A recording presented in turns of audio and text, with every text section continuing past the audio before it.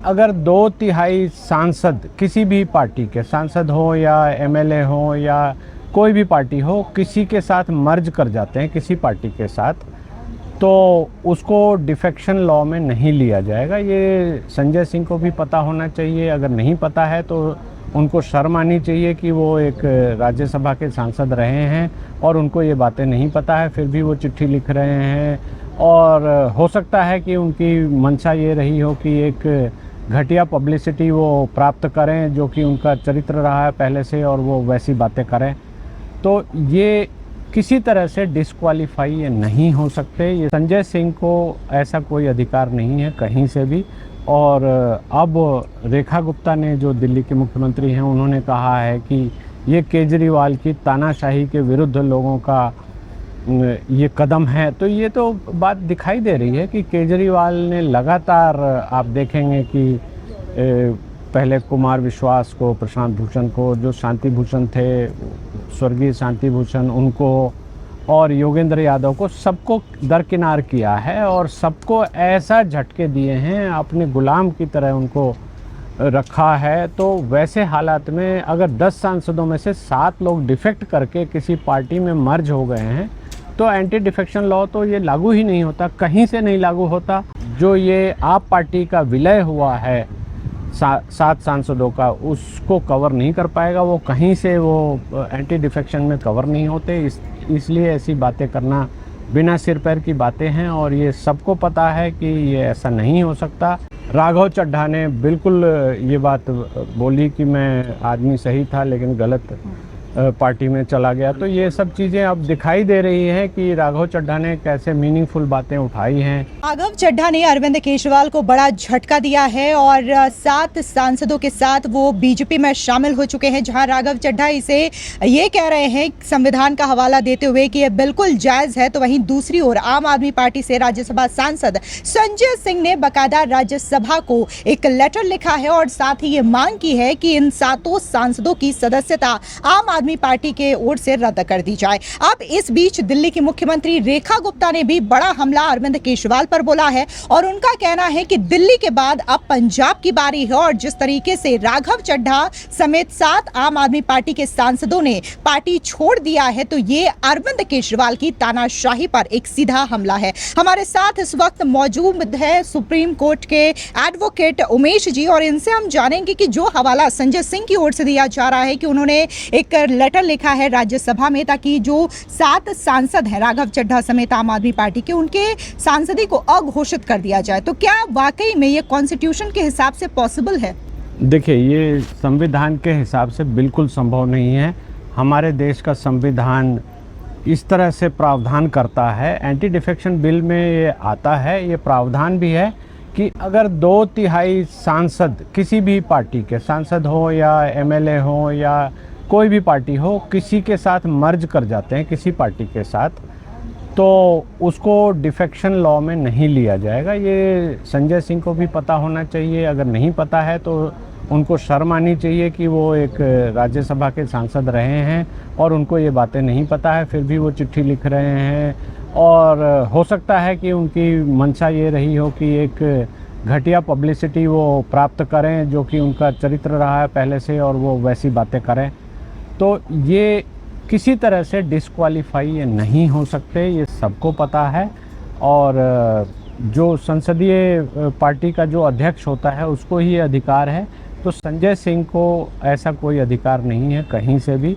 और अब रेखा गुप्ता ने, जो दिल्ली के मुख्यमंत्री हैं, उन्होंने कहा है कि ये केजरीवाल की तानाशाही के विरुद्ध लोगों का ये कदम है। तो ये तो बात दिखाई दे रही है कि केजरीवाल ने लगातार, आप देखेंगे कि पहले कुमार विश्वास को, प्रशांत भूषण को, जो शांति भूषण थे, स्वर्गीय शांति भूषण, उनको और योगेंद्र यादव को, सबको दरकिनार किया है और सबको ऐसा झटके दिए हैं, अपने गुलाम की तरह उनको रखा है। तो वैसे हालात में अगर 10 सांसदों में से 7 लोग डिफेक्ट करके किसी पार्टी में मर्ज हो गए हैं तो एंटी डिफेक्शन लॉ तो ये लागू ही नहीं होता, कहीं से नहीं लागू होता।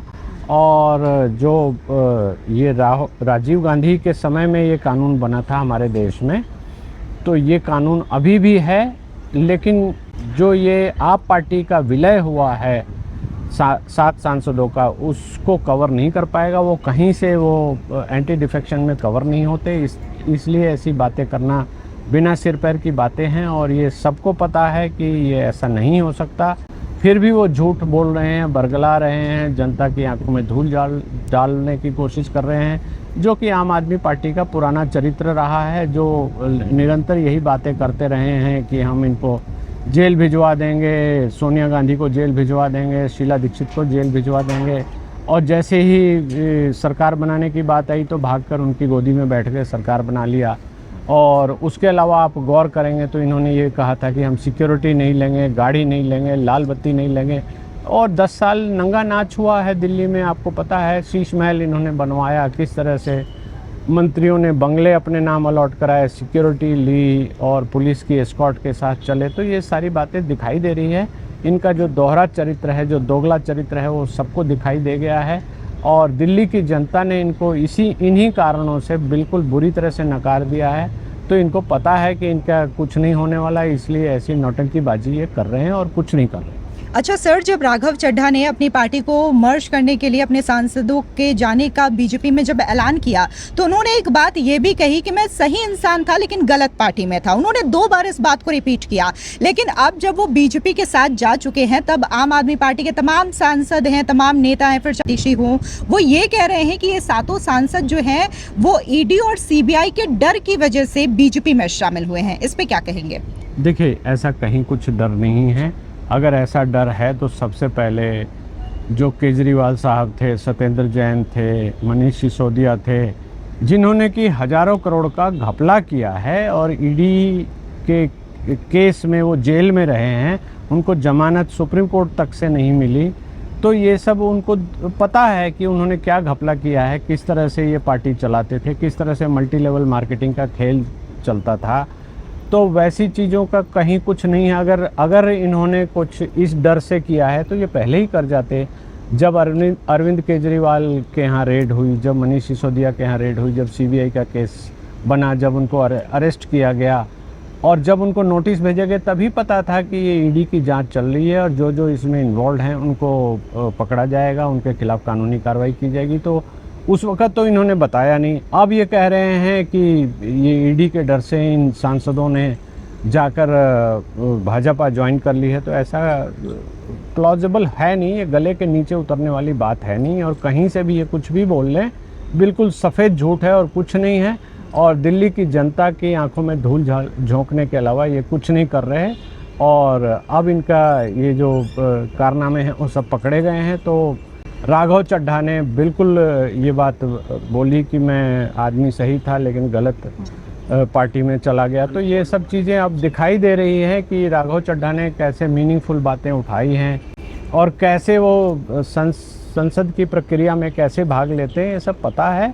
अरविंद केजरीवाल ने जानबूझकर अपनी पार्टी को आगे बढ़ाने के नाम पर ये सब नाटक किए, लोगों से पैसा लिया, लोगों को सीट बेची और सारी गंदगी की है, करप्शन की तो इंतहा कर दी इन्होंने। तो वैसी दशा में अगर इनके ही सांसदों का दम घुट रहा है, उन्होंने इन मास अगर कानून के दायरे में रहते हुए पार्टी ज्वाइन करने का संकल्प लिया है और पार्टी ज्वाइन किया है, एंटी डिफेक्शन उनको पता है कि वो जाएंगे तो उनकी सीट चली जाएगी। तो ऐसा कुछ नहीं है, उनको सबको पता है, सारे लोगों को ये सब बातें पता होती हैं। और ये जो घटिया राजनीति कर रहे हैं उसके अलावा ये कुछ नहीं कर पा रहे, तो ये सब बेकार की बातें हैं। अच्छा सर, एक और ट्रेंड सोशल मीडिया पर देखने को मिला। राघव चड्ढा जो कि आम जन से जुड़े मुद्दे काफ़ी ज़्यादा उठा रहे थे, जनजीज में बहुत ज़्यादा पॉपुलर हुए, जिसकी वजह से सोशल मीडिया पर उनका क्रेज़ देखने को मिला, उनके फॉलोअर्स भी बहुत ज़्यादा गेन हुए। लेकिन अब जब उन्होंने बीजेपी में जाने का ऐलान कर दिया, बीजेपी में वो शामिल हो गए, तो उनकी पॉपुलैरिटी कम हो रही है। इस बात का जोर आम आदमी पार्टी की ओर से दिया जा रहा है। हालांकि अभी भी